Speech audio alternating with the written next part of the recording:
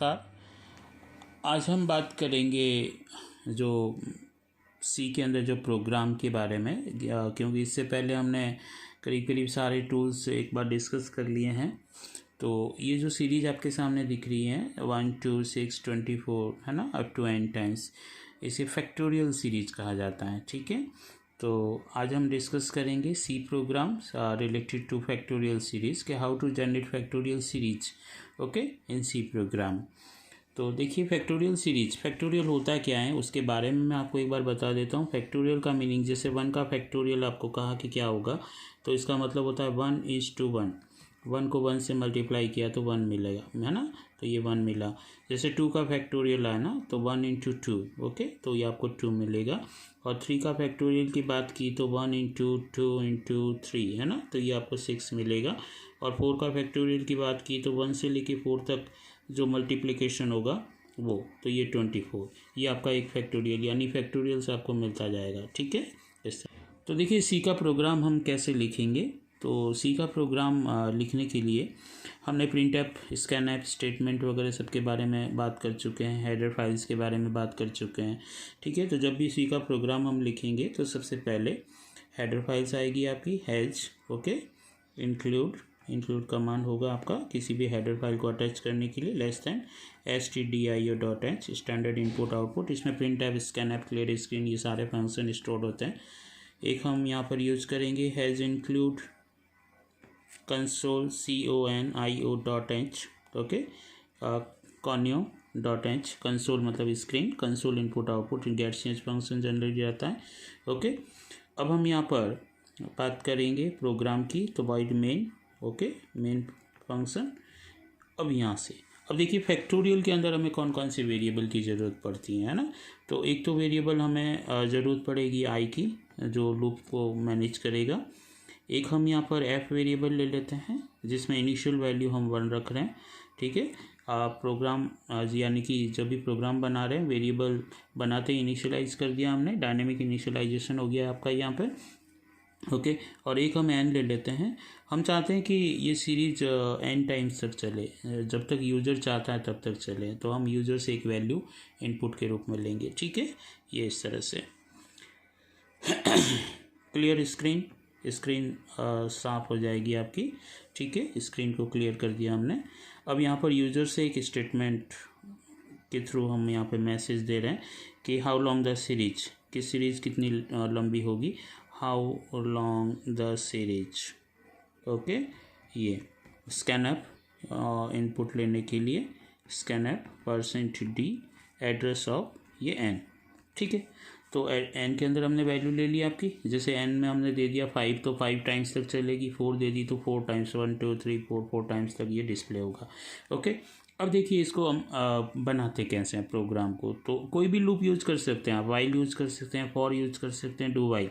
तो मेरे हिसाब से फॉर जो है वो एक थोड़ा सा शॉर्ट मेथड यूज होता है उसमें, तो हम फॉर को यूज कर रहे हैं। ठीक है, तो देखिए कैसे।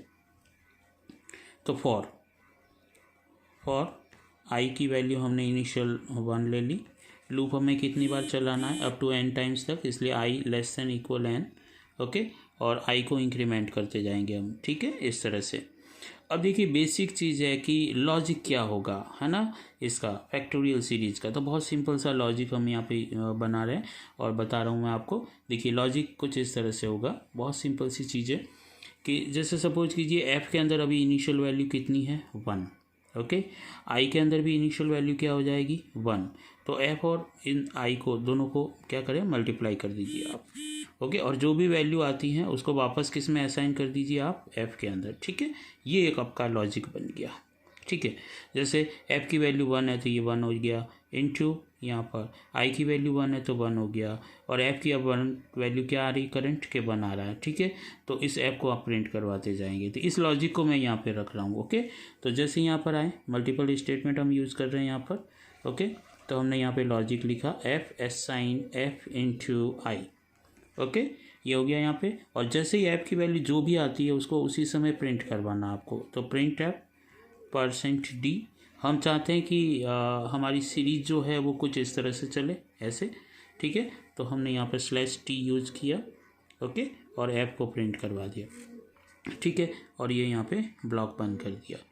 अब देखिए कैसे चलेगा लॉजिक, है ना। तो उस लॉजिक को हम समझते हैं, ट्रेस भी करते रहते हैं इसको। तो देखिए ट्रेसिंग आप एक बार देख लीजिए। जैसे ही I1 बना, ठीक है, मैं यहाँ पर लिख लेता हूँ इसमें कि किस समय कौन कौन सी वैल्यूज हो रही हैं, कि I की वैल्यू क्या है, F की वैल्यू क्या है। तो इनिशियली यहाँ पर F की वैल्यू तो 1 है आपकी, ओके, और I की वैल्यू 1 है ही है यहाँ पर, ठीक है।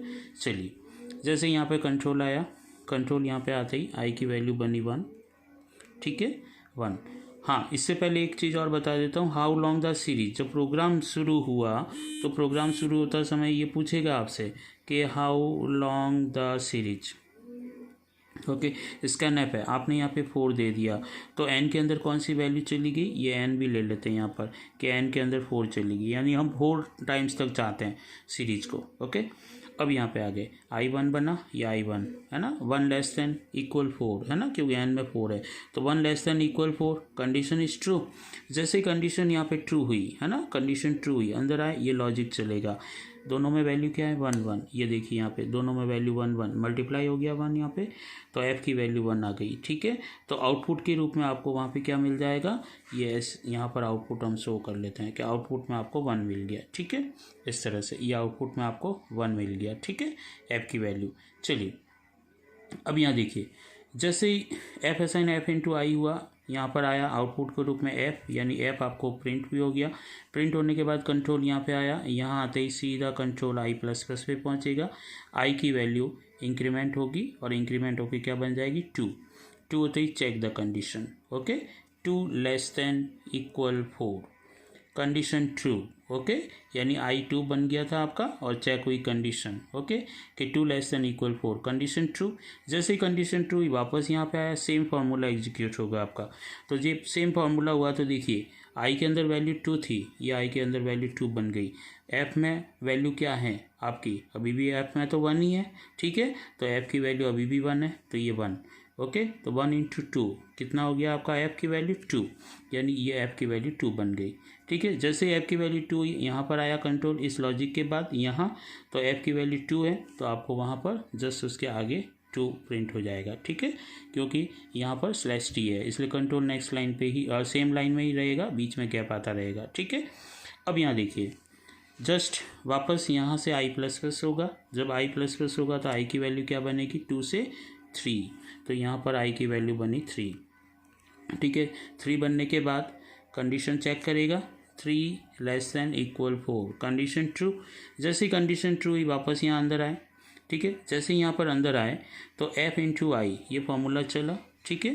तो देखिए 3, I की वैल्यू 3, ये I की वैल्यू 3, f की वैल्यू कितनी है अभी 2, तो ये f की वैल्यू 2, दोनों का मल्टीप्लिकेशन हुआ तो कितना बना 6, ओके। तो f वैल्यू चेंज होके क्या बन जाएगा 6, ठीक है। तो ये फॉर्मूला आपका एग्जीक्यूट हुआ यहाँ पर, ये जैसे एग्जीक्यूट हुआ f की वैल्यू 6 बन गई, और यहाँ प्रिंट एफ स्टेटमेंट है f के लिए, तो ये आपका इसके आगे 6 प्रिंट हो जाएगा, ठीक है। 6 प्रिंट हो गया, फिर कंट्रोल यहाँ पर आया वापस से, इसके बाद यहाँ वापस से I प्लस प्लस हुआ, तो I की वैल्यू 3 से क्या बन जाएगी 4, ओके, 4 बन गई। 4 बनते ही चेक द कंडीशन, तो यहाँ पर हम नोट कर लेते हैं कि I की वैल्यू 4 बन गई, और 4 less than equal 4, condition is true. जैसे ही कंडीशन ट्रू हुई वापस यहाँ पे आया, ये लॉजिक आपका एग्जीक्यूट होगा, वापस ये फॉर्मूला। तो देखिए इन दोनों की वैल्यू, तो I की वैल्यू 4 है, यस, तो I की वैल्यू 4, f की वैल्यू कितनी है 6, ये f की वैल्यू 6 इंटू 4 कितना बन गया 24, f की वैल्यू चेंज होके क्या बन जाएगी 24, ओके।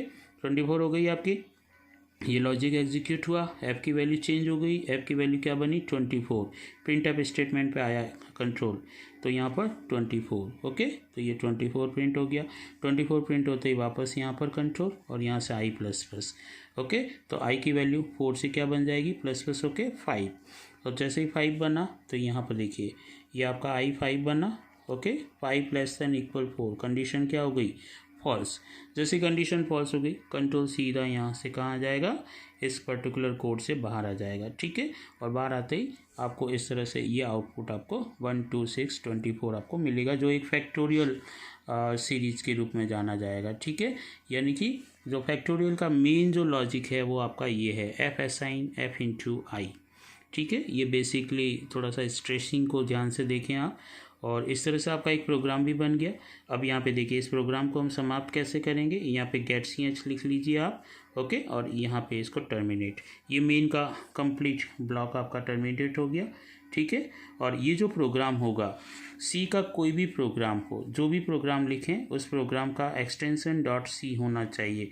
जैसे ये फैक्टोरियल है तो मैंने लिखा फैक्ट, तो fact.c, ठीक है, ये इसकी सोर्स फाइल हो जाएगी। जब कंपाइल होगा तब ये आपका जो भी कोड बनेगा इसका, ठीक है, ऑब्जेक्ट कोड बनेगा, ऑब्जेक्ट कोड के बाद इसकी exe फाइल बनेगी, ओके, और exe फाइल आपकी रन होगी तो आपको इस तरह से आउटपुट आपको मिलेगा, ठीक है। तो मेरे हिसाब से इस प्रोग्राम को आपने तरीके से समझा, और कोशिश करता हूँ कि इस वीडियो को 1-2 बार आप देखें तो इस तरह से आप लॉजिक इम्प्लीमेंट करना भी समझ जाएंगे। और बहुत ही इम्पॉर्टेंट है एग्ज़ाम के हिसाब से फैक्टोरियल सीरीज, ओके, इसको थोड़ा तरीके से आप इसको देखें और समझें। Thank you.